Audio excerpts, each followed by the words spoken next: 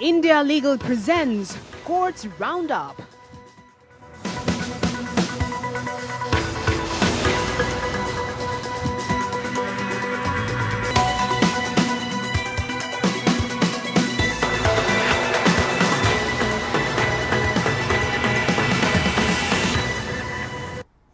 Supreme court ने 2012 में केरल के मछुआरों के हत्या मामले में आरोपी 2 इतालवी नौसैनिकों पर भारत में चल रहे आपराधिक मुकदमे को बंद करने पर सहमत हो गया है। सुनवाई के दौरान केंद्र ने कोर्ट को बताया कि 10 करोड़ मुआवजा जमा कर दिया गया है। अब मंगलवार को इस संबंध में औपचारिक आदेश भी पारित किया जाएगा।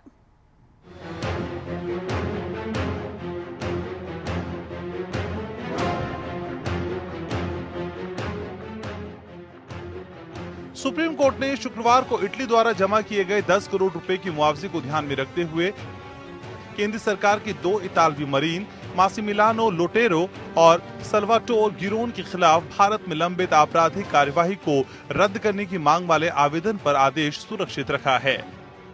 जस्टिस इंदिरा बनर्जी और जस्टिस एमा आर शाह की अवकाशकालीन पीठ को केंद्र सरकार की ओर से पेश सॉलिसिटर जनरल तुषार मेहता ने सूचित किया कि पीड़ितों को संवितरण के लिए शीर्ष अदालत में 10 करोड़ रुपए का मुआवजा जमा कर दिया गया है। मेहता ने कहा कि कुल मुआवजे के बंटवारे पर फैसला करना केरल सरकार पर निर्भर है। इटली गणराज्य के वकील का कहना था कि अंतर्राष्ट्रीय ट्रिब्यूनल की ओर से अवार्ड घोषित किए जाने के बाद दिल्ली की एक अदालत के समक्ष इतालवी नौसैनिकों के खिलाफ लंबित आपराधिक कार्यवाही को भी बंद कर दिया जाना चाहिए। सॉलिसिटर जनरल ने बताया कि ट्रिब्यूनल ने यह भी कहा था कि इटली नौसैनिकों पर मुकदमा चलाने का अधिकार सुरक्षित रखेगा। उन्होंने कहा कि भारत सरकार और केरल सरकार दोनों ने ट्रिब्यूनल के अवार्ड को स्वीकार कर लिया है। वहीं केरल सरकार ने सुप्रीम कोर्ट से कहा कि पीड़ितों को उचित समय के बाद पैसा जारी किया जाना चाहिए। इटली गणराज्य की ओर से वरिष्ठ अधिवक्ता सोहेल दत्ता ने पीठ से अनुरोध किया कि वो अंतर्राष्ट्रीय न्यायाधिकरण के अवार्ड के संदर्भ में 2 इतालवी नौसैनिकों के खिलाफ लंबित आपराधिक कार्यवाही को रद्द करने का आदेश पारित करें। एसजी ने पीठ को सूचित किया कि ट्रिब्यूनल के फैसले के अनुसार आपराधिक मुकदमा चलाने का अधिकार क्षेत्र इटली के पास है, न कि भारत के पास।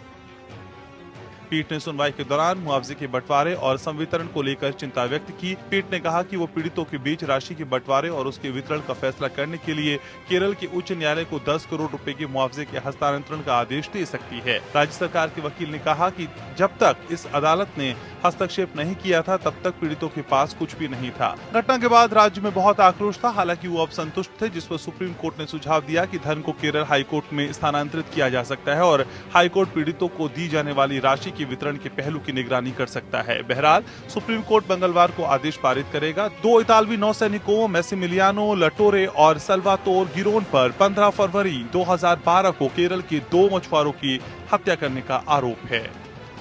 Bureau report.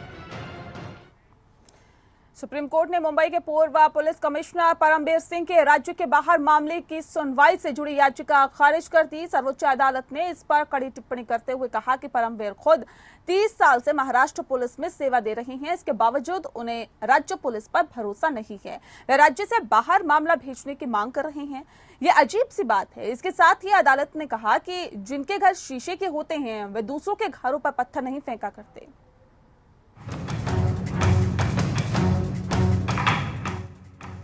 मुंबई के पूर्व पुलिस आयुक्त परमबीर सिंह की याचिका पर सुप्रीम कोर्ट ने विचार करने से इनकार कर दिया है। परमबीर सिंह ने कहा था कि अनिल देशमुख के खिलाफ शिकायत वापस लेने का दबाव बनाने के लिए उनके खिलाफ जांच शुरू की गई है।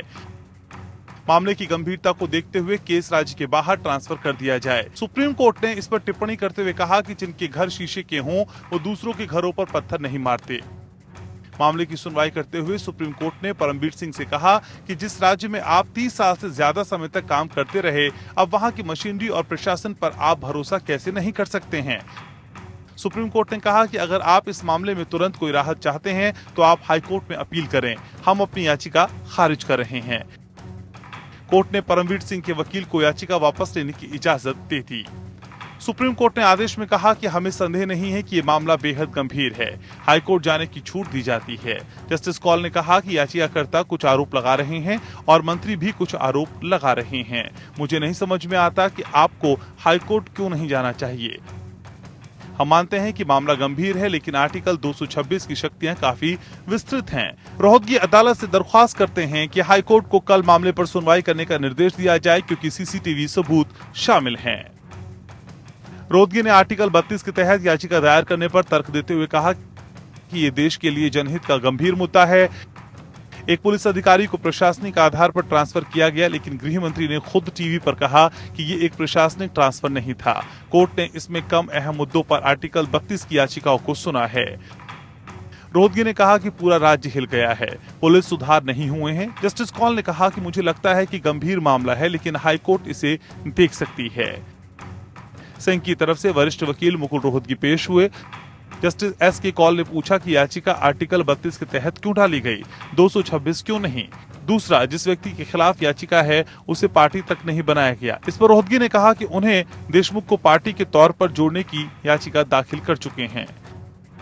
सिंह को मशहूर कारोबारी मुकेश अंबानी के घर के पास विस्फोटक सामग्री मिलने और पुलिस अधिकारी सचिन वजह की गिरफ्तारी के बाद मुंबई पुलिस कमिश्नर के पद से हटा दिया गया था। उन्होंने अपनी याचिका में होमगार्ड डीजी के पद पर ट्रांसफर किए जाने को भी चुनौती दी है। Bureau report.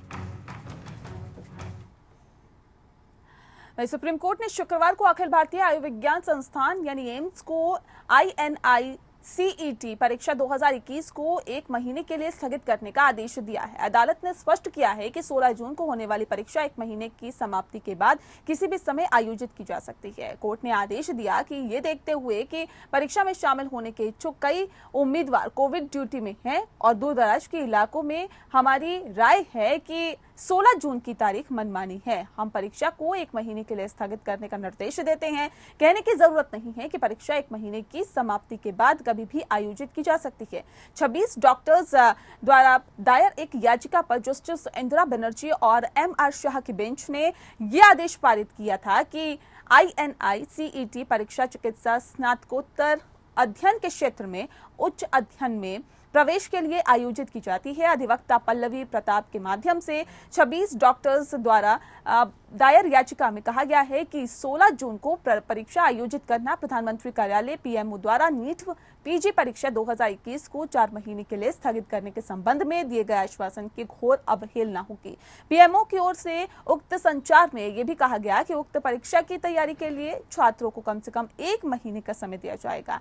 याचिका में कहा गया कि इस मामले में केवल 19 दिन पहले ही नोटिस दिया गया है। इसके अलावा परीक्षा के लिए केंद्र अलग अलग राज्यों में है या उम्मीदवारों के काम करने की जगह से दूर है, जिसके लिए यात्रा की आवश्यकता हो सकती है और इस तरह यात्रा प्रतिबंधों का सामना करना पड़ सकता है। कोविड-19 के कारण मौजूदा परिस्थितियों में इस परीक्षा के आयोजन के परिणाम स्वरूप पूरे भारत में स्नातक डॉक्टर्स पर 16 जून 2021 को परीक्षा में बैठने का दबाव बन रहा है।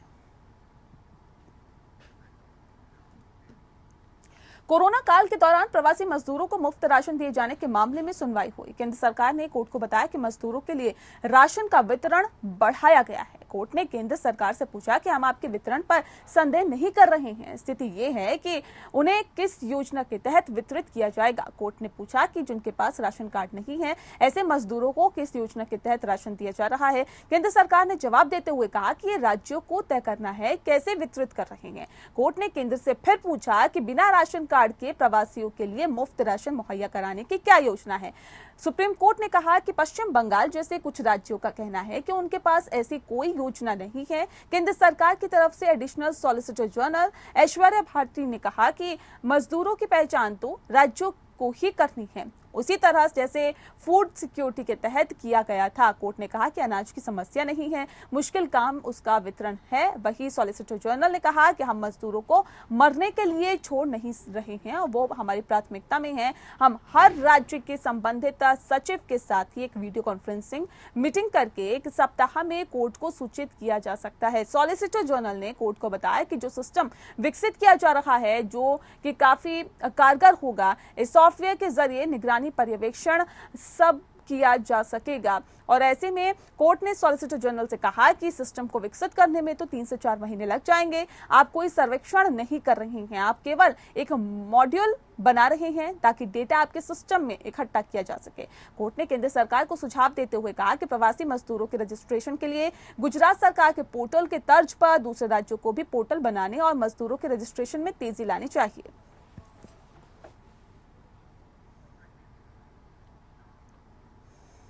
दिल्ली हाईकोर्ट 18 जून को दिल्ली के उपराज्यपाल अनिल बैजल द्वारा मुख्यमंत्री अरविंद केजरीवाल की घर घर राशन योजना पर रोक लगाने के आदेश को रद्द करने की मांग वाली याचिका पर सुनवाई के लिए तैयार है। इसके बाद याचिका प्रतिवादी अधिकारों से फुटपाथ पर रहने वाले प्रभावित और निराश्रित लोगों को भोजन, आश्रय, चिकित्सा उपचार प्रदान करने के लिए निर्देश देने की प्रार्थना भी करती है ताकि उनका पुनर्वास किया जा सके। याचिका में कहा गया कि दिल्ली में 72 लाख राशन कार्ड धारक हैं जिन्हें राशन मिल रहा है और वर्तमान में राशन की दुकानों के बाहर लंबी कतारों में खड़े होने के लिए मजबूर लोग संक्रमण का अनुबंध कर सकते हैं, इसे अपने बच्चों को दे सकते हैं। इसे ध्यान में रखते हुए दिल्ली सरकार ने इस योजना में तेजी के लिए कार्यान्वयन किया है। और आपको बता दें कि याचिका में कहा गया है कि दिल्ली सरकार के राज्य भर में राशन की डोर स्टेप डिलीवरी योजना शुरू करने के लिए पूरी तरह से तैयारी करने के बावजूद दिल्ली एलजी ने योजना के कार्यान्वयन के लिए फाइल को खारिज कर दिया है। याचिका में कहा गया कि एलजी ने 2 कारणों का हवाला देते हुए योजना के कार्यान्वयन के लिए फाइल को खारिज कर दिया है। केंद्र ने अभी तक योजना को मंजूरी नहीं दी है और दूसरा अदालती मामला भी चल रहा है। केंद्र ने इस आधार पर योजना को रोक दिया था कि कार्यान्वयन के लिए इससे पहले इसकी मंजूरी नहीं मांगी गई है। इसके अलावा याचिका में कहा गया कि दिल्ली सरकार लगातार राशन कार्ड वाले दिल्ली के लोगों को राशन दे रही है, लेकिन उन लोगों के लिए नहीं जो बिना राशन कार्ड या पहचान प्रमाण के फुटपाथ पर रह रही हैं। इसके मद्देनजर याचिका में कहा गया कि ऐसे लोगों को राशन नहीं मिल पा रहा है और न ही उनके खाने पकाने के लिए ईंधन या बर्तन का भी कोई स्रोत है। याचिका के अनुसार ये भी कहा गया कि घर घर राशन जिस योजना को एलजी दिल्ली द्वारा बिना किसी उचित आधार के रोक दिया गया, अनुच्छेद 46 के तहत संविधान की भावना के विपरीत है।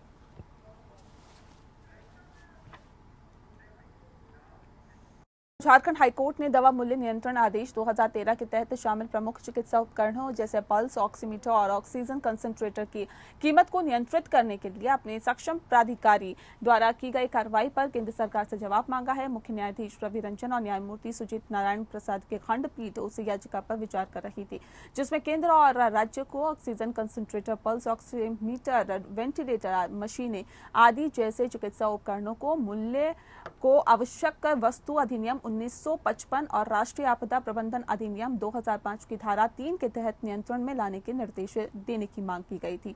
याचिका में आवश्यक वस्तु अधिनियम 1955 की धारा 3 और राष्ट्रीय आपदा प्रबंधन अधिनियम 2005 को लागू करके कोविशील्ड और कोवैक्सीन आदि सहित कोविड-19 वैक्सीन को मूल्य नियंत्रण में लाने के निर्देश भी देने की मांग की गई। आपको बता दें कि सुनवाई के दौरान याचिकाकर्ता द्वारा ये प्रस्तुत किया गया कि केंद्र सरकार ने एक अधिसूचना जारी कर चिकित्सा उपकरणों को दवा के रूप में घोषित किया है। स्थितियों के मद्देनजर केंद्र की ओर से उपस्थित ASGI ने पहलू पर निर्देश देने के लिए 1 सप्ताह का समय मांगा है।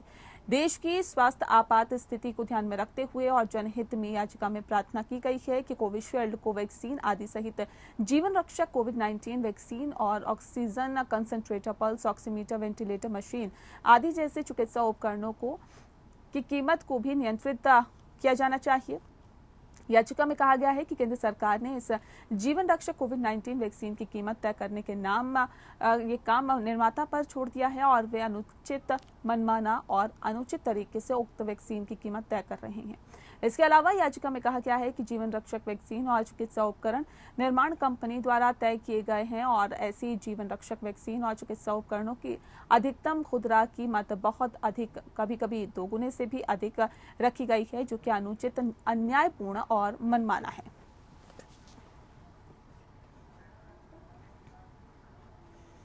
इलाहाबाद उच्च न्यायालय ने हाल ही में एक विवाहित जोड़े को अपने जीवन के लिए खतरों का सामना करने के लिए पुलिस सुरक्षा प्रदान की थी। कोर्ट ने यह फैसला सुनाते हुए कहा कि जब महिला की स्वतंत्रता और जीवन को सुरक्षित करने की बात आती है तो महिला का इस्लाम में धर्मांतरण एक प्रासंगिक कारक नहीं होगा।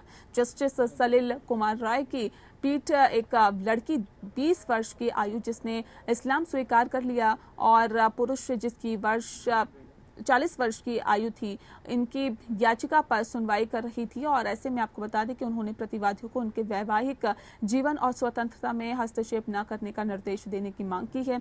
याचिकाकर्ता का दावा था कि वह बालिग है और उन्होंने अपनी मर्जी से शादी की है और ये भी आरोप लगाया कि निजी प्रतिवादी उनके वैवाहिक जीवन और स्वतंत्रता में हस्तक्षेप कर रहे हैं। लता सिंह बनाम यूपी राज्य AIR 2006 SC 2522 मामले में सुप्रीम कोर्ट के आदेश का हवाला देते हुए कोर्ट ने कहा कि यह तय कानून है कि जोड़े बालिग होने की स्थिति में बिना किसी हस्तक्षेप के शांति से रहे। अदालत ने कहा कि लता सिंह मामले में सुप्रीम कोर्ट की स्पष्ट घोषणा के मद्देनजर संबंधित अधिकारियों के लिए यह अनिवार्य है कि वह भारत के संविधान के अनुच्छेद 141 के मद्देनजर उपरोक्त निर्देशों का अनुपालन सुनिश्चित करे। कोर्ट ने कहा कि अगर याचिकाकर्ताओं के जीवन और स्वतंत्रता पर कोई वास्तविक खतरा है या लता सिंह में निर्धारित कानून के विपरीत उन्हें परेशान किया जाता है तो वे संबंधित जिले के वरिष्ठ पुलिस अधीक्षक से संपर्क करें और उस संबंध में आवश्यक विवरण प्रस्तुत करें, जैसे कि उनके बालिग होने, विवाह और कथित उत्पीड़न आदि का सबूत, जो ये सुनिश्चित करने के लिए कानून में आवश्यक सभी कदम उठाएंगे और याचिकाकर्ताओं के जीवन और स्वतंत्रता में हस्तक्षेप न करें।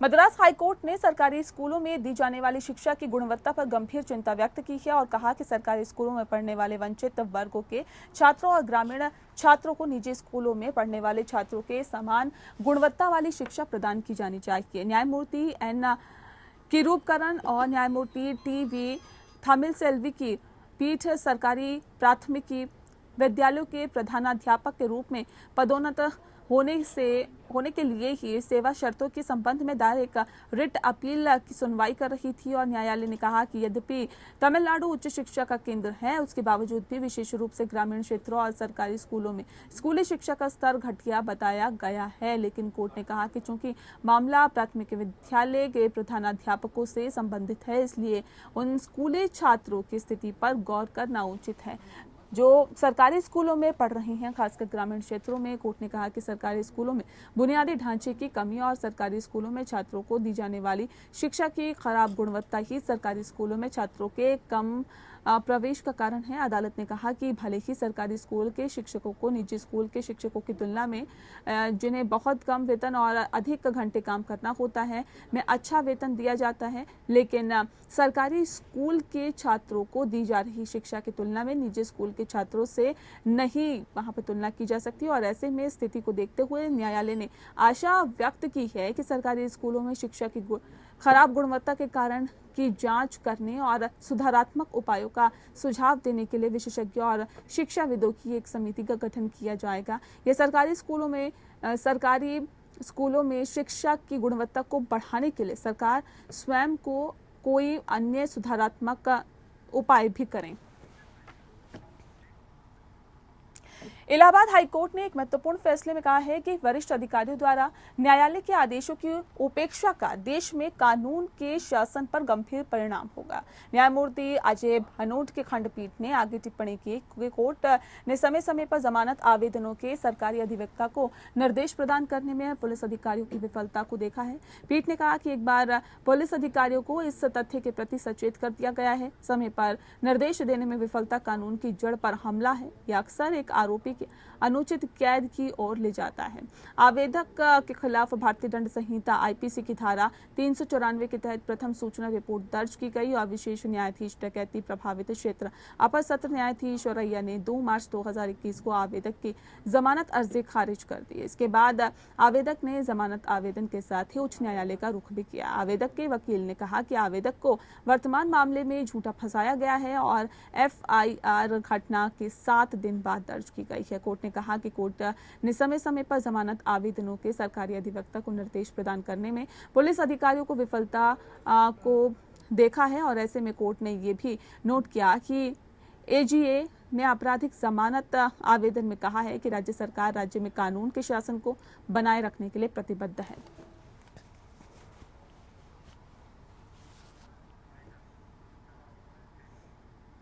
और चलिए इसी के साथ फिलहाल इस बुलेटिन में इतना ही। नमस्कार। India Legal presents Courts Roundup.